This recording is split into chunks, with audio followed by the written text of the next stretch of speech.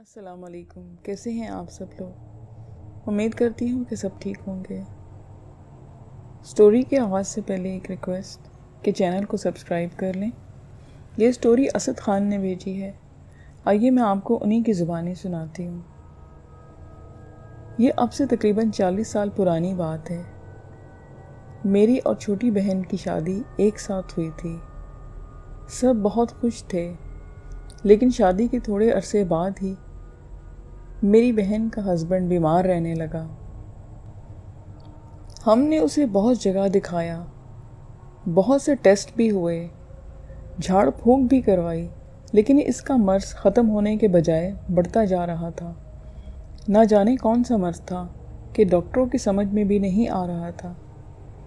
उसकी तबीयत ठीक होने के बजाय ख़राब होती गई। वो दिन ब दिन सूखता जा रहा था,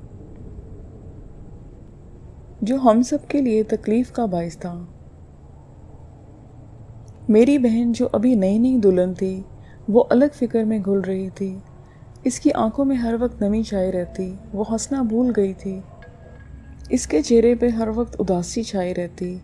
हम सब इसको समझाते, तसल्ली देते, लेकिन वो रो देती थी, जिससे हम सबको भी बहुत तकलीफ़ होती। मेरा बहनोई अपने पेरेंट्स का अकेला बेटा था। उसके माँ बाप भी नहीं थे।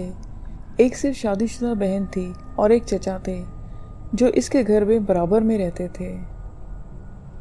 और अब उसकी बीमारी की वजह से इसका कारोबार वही देख रहे थे। क्योंकि बहनोई शदीद बीमार था, फिर एक दिन मुझसे मेरी बहन की परेशानी देखी नहीं गई, तो मैं बहन और बहनोई को अपने घर ले आया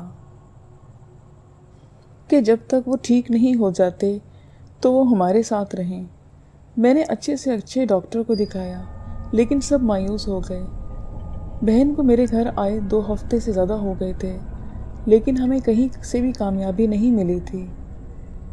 मैं कितने ही झाड़ फूंक वाले बाबा को भी दिखा चुका था, लेकिन सबका यही कहना था कि अब इसमें कुछ नहीं बचा। इस पर बहुत सख्त अमल किया गया है। हमारे बस की बात नहीं। मैंने ये सब बातें अपनी बहन से छुपाई थी, क्योंकि वो परेशान हो जाती। मैं अंदर ही अंदर फ़िक्र में घुल रहा था, क्योंकि मेरे बहन का शौहर मर रहा था और मैं चाह कर भी कुछ नहीं कर रहा था। मेरे दिन रात इन्हीं फ़िक्र में गुजर रहे थे। मैं सारी सारी रात जाग कर टहलता। ये बात मुझे दीमक की तरह अंदर ही अंदर खोखला कर रही थी।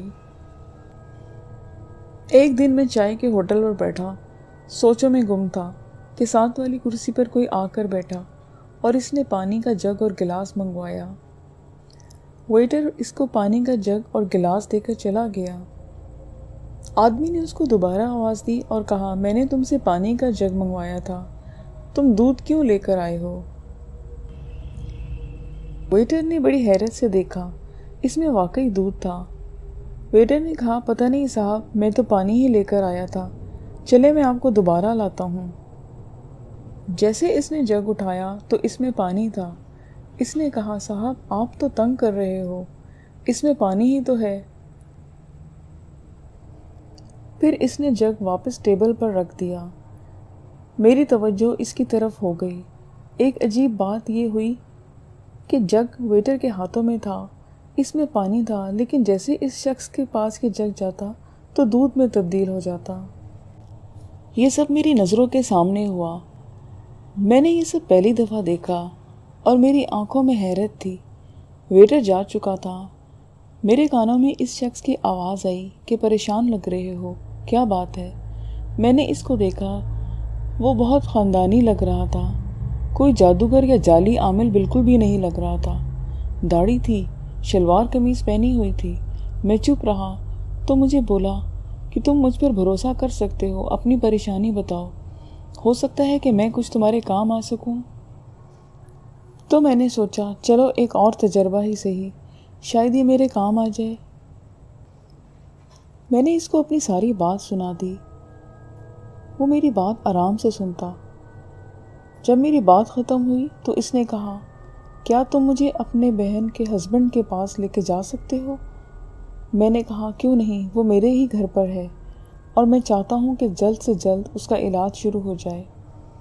مجھے امید نہیں تھی کہ وہ میرے ساتھ چلنے پر راضی ہو جائیں گے کیونکہ رات کافی ہو چکی تھی۔ انہوں نے کہا چلو اور میں ان کو اپنے گھر لے آیا۔ گھر آ کر میں اپنی امی اور بہن کو دوسرے کمرے میں بھیج دیا اور میں نے عامل صاحب کو اندر بلا لیا۔ انہوں نے میرے بہنوئی کو دیکھا، تھوڑی دیر حساب کتاب کیا، ان کے چہرے پر پریشانی آ گئی۔ انہوں نے کہا جلدی سے انگیٹھی لے آؤ، اس پر سرسوں کا تیل گرم کرو۔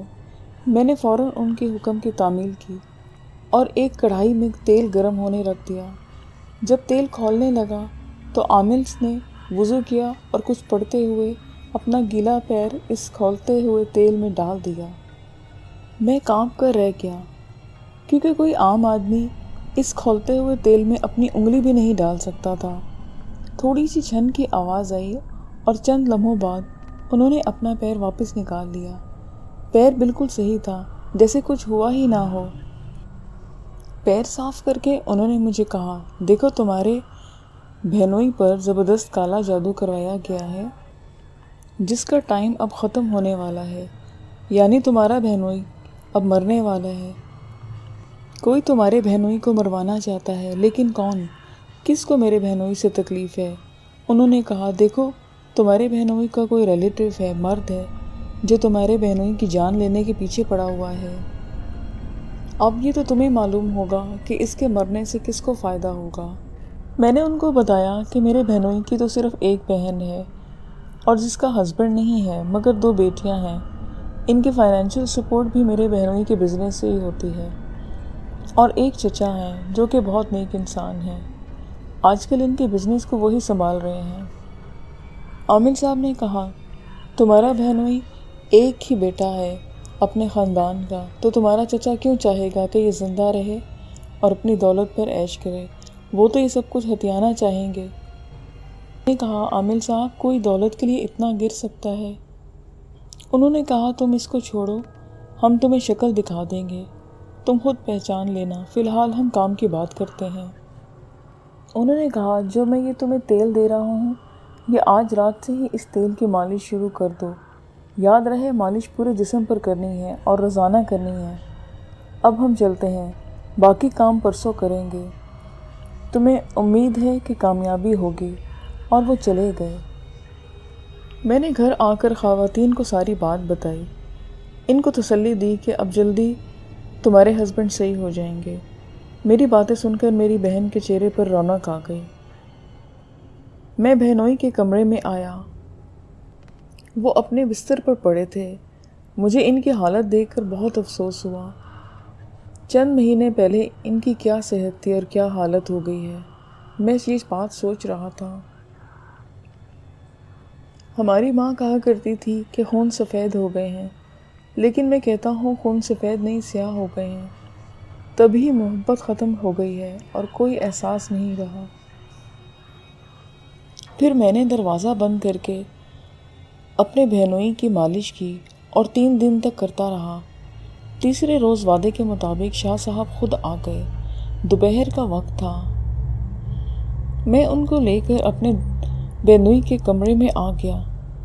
انہوں نے کہا آج بڑا عمل کرنا ہے، کیا مجھے اجازت ہے؟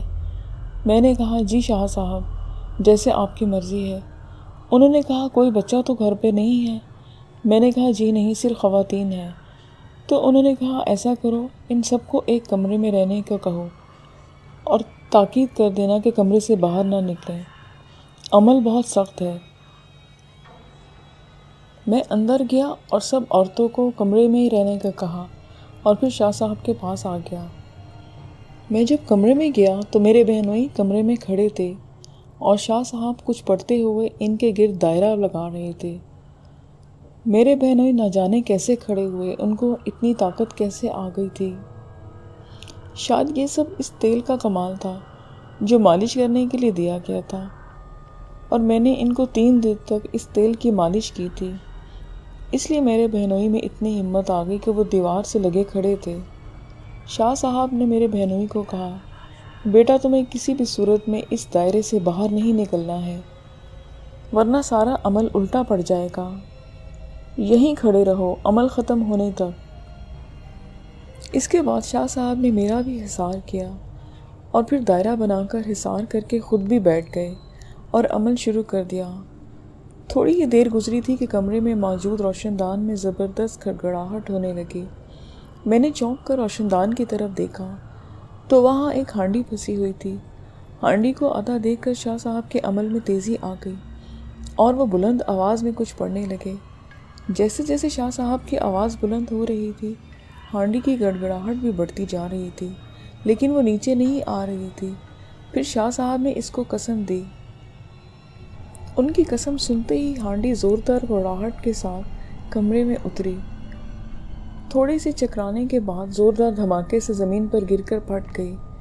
اس کے گرنے کی آواز اتنی شدید تھی کہ جیسے بم پھٹا ہو۔ ہم نے اپنے کان بند کر لیے۔ ہانڈی پھٹی تو اس کے اندر موجود سارا سامان بکھر گیا۔ نہ جانے کیا کیا چیزیں تھیں۔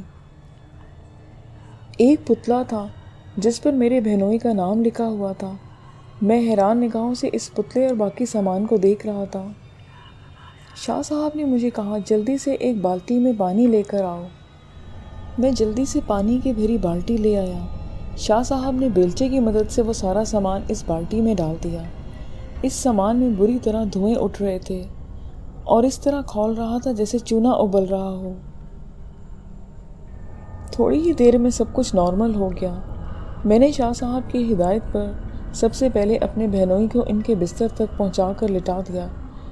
وہ بری طرح چکرا رہے تھے، اتنی بری طرح تھکے ہوئے لگ رہے تھے جیسے میلوں بھاگ کر آئے ہیں۔ میں نے انہیں پانی پلایا۔ شاہ صاحب نے انہیں کہا، بے فکر ہو کر آرام کرو بیٹا، اب کوئی خطرہ نہیں، تم بالکل محفوظ ہو۔ میں نے شاہ صاحب سے کہا کہ آپ نے میری بہن کا سہاگ اجڑنے سے بچا لیا ہے، میں آپ کا کس طرح شکریہ ادا کروں؟ انہوں نے کہا، کوئی بات نہیں بیٹا، اب یہ ہانڈی کا جو سامان ہے یہ رات کی تاریکی میں جا کر قبرستان میں دفنا دینا اور بس دعا میں یاد رکھنا۔ گھر کے سارے افراد خوش تھے، خاص کر میری بہن بہت خوش تھی۔ رات میں قبرستان جا کر میں نے وہ پوٹلی بڑی احتیاط کے ساتھ ایک گڈھا کھود کر دفنا دی۔